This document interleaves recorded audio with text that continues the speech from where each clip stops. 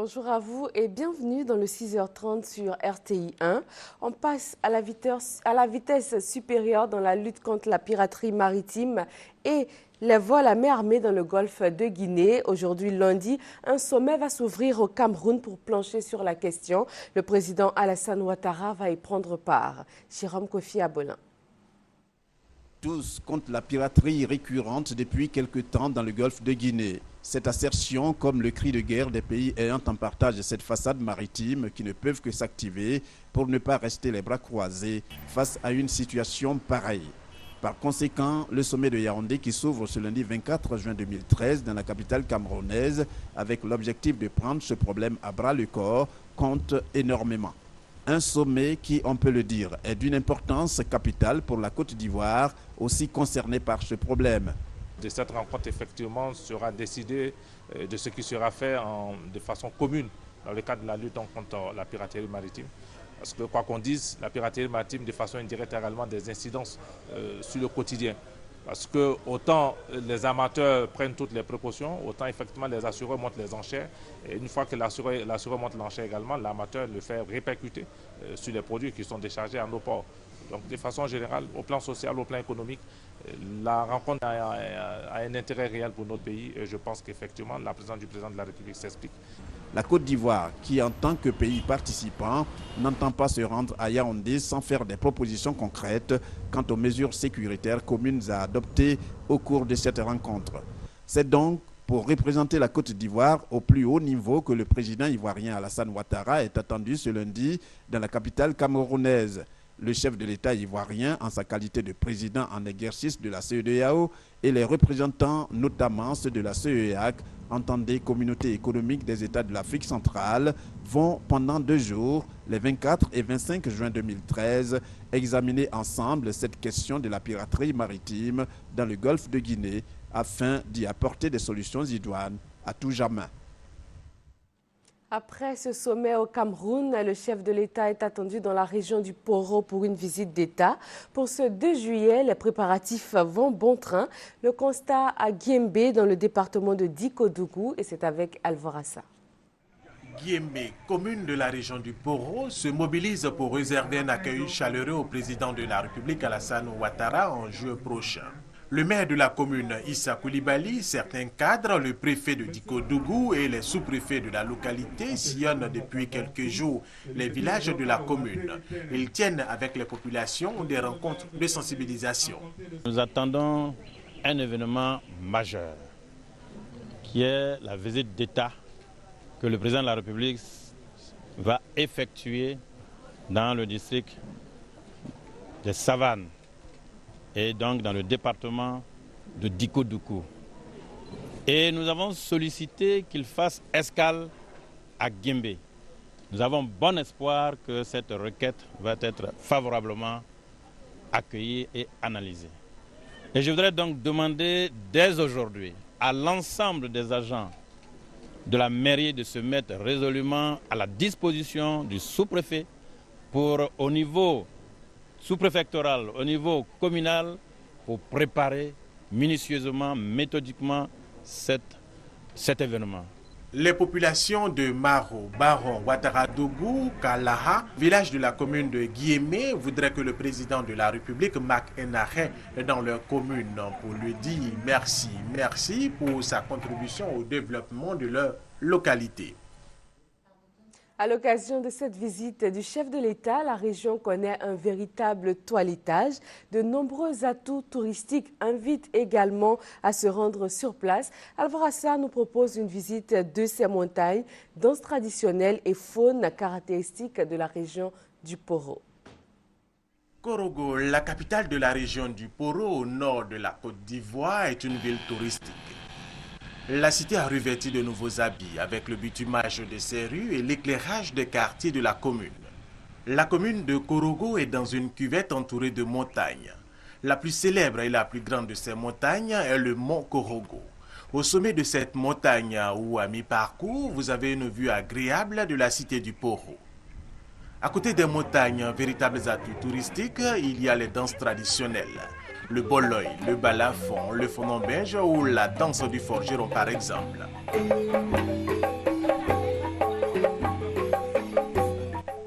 Si au niveau des danses traditionnelles, vous pouvez être servi, ce n'est pas le cas côté restauration. Mais ce vide se rattrape progressivement avec des restaurants qui font la fierté de Korogo. Les viandes de brousse, il y a biche, agouti, potépic, toutes les viandes de brousse qui viennent en prépare. Maintenant les sauces, aubergines, djumblé, arachide, gnagna, avec gombo frais. Bon, souvent aussi on fait goguassou. Les repas sont bien appréciés par les touristes et la population locale. Chaque midi, je suis chez Hortense parce qu'elle prépare bien. Quand je mange chez elle, je me sens très à l'aise parce que comme si j'étais à la maison. Visiter la région du Poro dans le nord de la Côte d'Ivoire est donc un véritable plaisir et vous y êtes invités. L'heure est au bilan à mi-parcours pour la commission Dialogue, Vérité et Réconciliation. Bientôt le lancement de la phase Dialogue et Consultation communautaire, l'une des 6 activités de la CDVR. Doigt de laser. Après les consultations nationales, la commission Dialogue, Vérité et Réconciliation va entamer bientôt une phase de consultation qualitative dénommée la consultation communautaire. Selon le porte-parole de cette institution, Franck Kwasi Sran, ce mode de sensibilisation à la paix et à la réconciliation devra permettre d'accélérer le processus de consolidation de la cohésion sociale en Côte d'Ivoire. L'entame de la phase qualitative de consultation nationale dédiée au dialogue communautaire nous donne l'occasion d'indiquer aux populations que sur les 6 activités principales fixées au tableau du plan d'action opérationnel de la Commission, 3 ont quasiment été exécutées, en attendant la phase qualitative en cours. Il reste donc 3 autres à mener. Il s'agit 1. Des auditions des victimes immédiatement suivies des enquêtes, 2. Des audiences publiques et 3. De la rédaction en cours suivie de la remise du rapport final au chef de l'État. Cette activité se fera en prélude au lancement de la commission mémoriale présidée par le président de la CDVR pour rassurer et installer définitivement un climat de confiance entre tous les acteurs. Et du 28 mai au 16 juin dernier, plus de 300 personnes ont été formées à la technique de prise de déposition ainsi qu'au plan d'accompagnement psychosocial dans plusieurs villes de la Côte d'Ivoire, à savoir Diokwe, Bondoukou, Bouaké et Daloa. Ce projet de formation va s'étendre aux autres localités du pays en vue du renforcement des capacités des commissions locales de la CDVR et des plateformes de société civile qui œuvrent pour la paix et la réconciliation en Côte d'Ivoire. Fin de la 38e conférence de la FAO, Organisation des Nations Unies pour l'alimentation et l'agriculture. Pour la Côte d'Ivoire, il est question de sécurité alimentaire et de nutrition. Hugues Hervé Blé, envoyé spécial en Italie. Sur l'agenda du ministre des Ressources animales et halieutiques à Rome, plusieurs rencontres. 2 ont été consacrées aux instances dirigeantes de la FAO, notamment au directeur général adjoint chargé des pêches et de l'aquaculture, Arni Mathiesen. Avec lui, tout comme avec Graciano da Silva, le directeur général de l'institution, il a été question d'appui à la relance des activités des petites et moyennes entreprises du secteur de l'aquaculture, de mise en place de stratégies régionales de réduction des pertes post-électorales et de prise en compte de la Côte d'Ivoire dans les initiatives de l'Union européenne. Ces rencontres du ministre Kobena Kwasi Adjoumani ont permis d'inscrire la Côte d'Ivoire sur différents projets. Mais avec les orientations que le chef de l'État, son Excellence Alassane Ouattara, a données à chacun de ses ministres, nous sommes en train de nous battre pour que nous puissions produire beaucoup. Faire de l'élevage intensif pour être autosuffisant en protéines animales, nous ouvrir aussi à l'extérieur à travers, par exemple, la mise en place d'une politique aquacole pour ne plus dépendre de l'extérieur. Et nous avons parlé aussi de la riziculture qui aujourd'hui constitue un atout pour la Côte d'Ivoire parce que nous avons des terres propices pour faire donc du riz. La coopération dans le domaine des ressources animales et halieutiques, il en a aussi été question avec le ministre de l'Agriculture de l'Italie et la ministre capverdienne de l'Agriculture et du Développement rural. Au ministre Kwasi Adjoumani, qu'il a rencontré, le ministre français de l'Agriculture Stéphane Le Foll a exprimé la volonté de la France de s'appuyer sur la Côte d'Ivoire pour la réalisation de centres de stockage dans la sous-région ouest africaine en vue d'une utilisation durable des produits de l'agriculture et de la pêche. Retour sur le sol ivoirien. Le Conseil du cacao et du café soutient la cacaoculture dans la région du Bélier. Il vient de tenir une rencontre avec les producteurs. Ces derniers ont été encouragés à miser sur la qualité pour tirer un meilleur profit de leur production. Eugène Atoubé. Durant 2 jours, experts de la filière café-cacao, chercheurs, producteurs venus au nom de leur coopérative, initiateurs du projet baptisé Yanovel se sont accordés sur les solutions adéquates dans la perspective d'améliorer la productivité du café et du cacao dans la région du Bélier. Il y a la volonté des producteurs de voir leur parcelle passer d'une productivité de 400 kg à 2 tonnes à l'hectare, pourquoi pas. Et nous avons les semences qu'il faut à travers le CNRA. Il suffit maintenant de leur donner la formation adéquate. Je pense qu'avec un bon encadrement, on pourra connaître un succès à ce projet-là. Et pour les moyens financiers qui permettront de réaliser cette ambition, Augustin Thiam, gouverneur du district de Yamoussoukro, a sollicité le partenariat d'un industriel du domaine du café et du cacao, avec pour résultat le projet Yanovel, aujourd'hui en cours d'exécution. Notre ambition, c'est qu'avec l'ensemble des partenaires au développement de la filière du café-cacao, avec à sa tête le Conseil du café-cacao, arriver à travers une amélioration de la productivité, à améliorer le rendement de la région et donc le bien-être des populations concernées par la culture du café-cacao. Le projet Yanovel, pour l'heure, est circonscrit aux vastes plantations de Tomboucro dans la région de Yamoussoukro. À terme, il s'étendra au département d'Atiéguakro, Tiébissou, Lidévi et Toumodi qui composent la région du Bélier. Le district de Yamoussoukro fonde beaucoup d'espoir dans ce projet pour lequel les jeunes sont invités à y adhérer. Selon le district, Yanovel est une contribution à la réduction du taux de chômage dans la région du Bélier. Faciliter la vente des produits locaux sur le marché national et international. Cela passe par un cadre de collaboration et d'échanges commerciaux entre les entreprises ivoiriennes. Voilà ce qui ressort du Salon de la franchise. Il vient de refermer ses portes. Le reportage de Doigt de Laser. Le Salon de la franchise à Abidjan. Cette plateforme d'échanges commerciaux et de collaboration entre les entreprises est initiée par le COA, Centre international d'opportunités d'affaires d'Abidjan. Olivier Gass, père fondateur de la franchise française, invite les opérateurs économiques et les chefs d'entreprise à s'approprier cette nouvelle forme de partenariat afin de vulgariser la vente en réseau de leurs produits. La franchise, c'est un système qui permet à 2 entrepreneurs, l'un plus important que l'autre, par un accord particulier, de travailler ensemble pour conquérir des parts de marché avec un produit original ou un produit en tout cas qui plaît aux consommateurs. Pour un pays comme par exemple la Côte d'Ivoire, c'est de permettre à des entrepreneurs de talent qui ont des idées et qui ont envie de faire quelque chose avec ce qu'ils ont. Quand ils ouvrent leur point de vente, eh bien, ils embauchent des vendeuses. Ils embauchent des managers, ils embauchent des cadres. Donc bien sûr que plus il y a de franchises, plus il y a de création d'emplois. Bonne affaire pour les promoteurs de produits naturels ivoiriens. Ils sont très contents de voir qu'en Côte d'Ivoire, quand même, il y a des initiatives qui sont prises. Aujourd'hui, si vous avez besoin du miel, vous savez à qui vous adresser.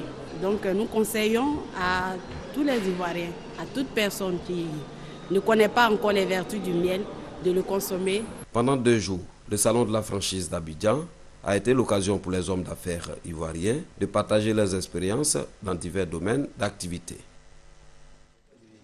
Un accord pour mettre fin au commerce frauduleux du bois et à la destruction de la forêt ivoirienne.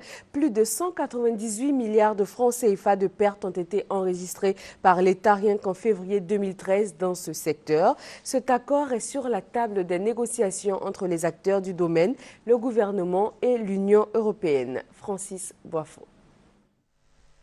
Cette visite de terrain de la délégation de l'Union européenne et celle de la Côte d'Ivoire marque le démarrage effectif des négociations de l'accord de partenariat volontaire pour l'application des réglementations forestières, gouvernance et échanges commerciaux APV FLECT.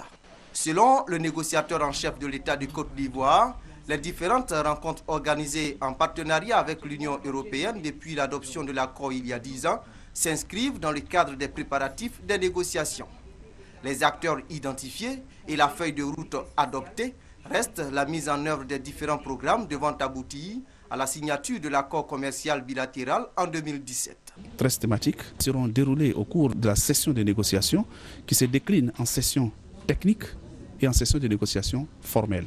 Les sessions formelles sont en quelque sorte des sessions de validation de tout ce qui a été dit au cours des sessions techniques entre les deux parties. Il est clair, nous avons une feuille de route interne à la Côte d'Ivoire qui va être déroulée par le comité technique de négociation.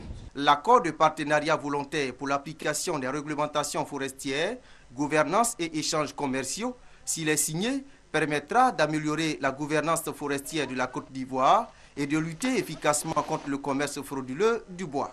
Ce commerce, il faut le rappeler, a fait perdre à l'État ivoirien plus de 198 milliards de francs CFA à la date de février 2013, selon les responsables du ministère des Eaux et Forêts. La forêt, elle, est passée de 16 millions d'hectares dans les années 60 à moins de 3 millions aujourd'hui.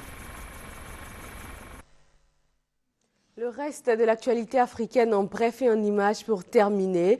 Plus de 1000 jours de détention pour 4 Français au Sahel par Al-Qaïda au Maghreb islamique AQMI. Le président français affirme avoir toutes les raisons de penser qu'ils sont encore en vie. Pierre Legrand, Daniel Laribe et Marc Ferré, alors que des rassemblements étaient organisés en France pour marquer leur 1000e jour de détention, Al-Qaïda au Maghreb islamique affirme qu'ils sont en vie, eux et les 4 autres otages européens qu'elle détient. Dans un communiqué, l'organisation terroriste promet de poster une vidéo pour le prouver. Depuis le Qatar, où il est en visite officielle, François Hollande a déclaré que Paris était toujours à la recherche de contacts pour les faire libérer. Je sais que c'est insupportable pour les familles, que c'est très long, 1000 jours, 1000 nuits. Et en même temps, qu'il y a cette angoisse, il y a cette volonté de tout faire pour les libérer, mais de le faire avec des contacts qui peuvent être sûrs. Sa nomination avait provoqué un tollé en Égypte. Le nouveau gouverneur de Luxor jette l'éponge et démissionne. Adel Al-Kayat est un fondamentaliste salafiste proche de la Jamaïa Islamiyya, une organisation à l'origine d'un attentat sur un site de Luxor en 1997 qui avait fait plus de 60 morts. Sa nomination avait suscité la colère chez les professionnels du tourisme. Non à la guerre, au Mozambique, plusieurs centaines de personnes sont descendues dans la rue samedi à l'appel du parti au pouvoir, le Frelimo. Elles dénonçaient les récentes attaques attribuées à l'ex-guérilla, la Renamo. Parmi ces attaques, plusieurs embuscades sur la route nationale qui ont fait 3 morts. À l'approche des élections municipales de novembre, le climat s'est tendu. Frelimo et Renamo, les 2 anciens adversaires de la guerre civile, durcissent leur position. La porte du désert fait son entrée au patrimoine mondial de l'humanité. L'UNESCO a inscrit Agadez sur sa célèbre liste. Pour ses habitants, c'est une bonne nouvelle. Ils espèrent ainsi voir revenir les touristes qui ont déserté la ville à cause de la menace djihadiste dans cette région du nord du Niger. Fin de ce journal. Très bonne début de semaine à vous sur RTI 1.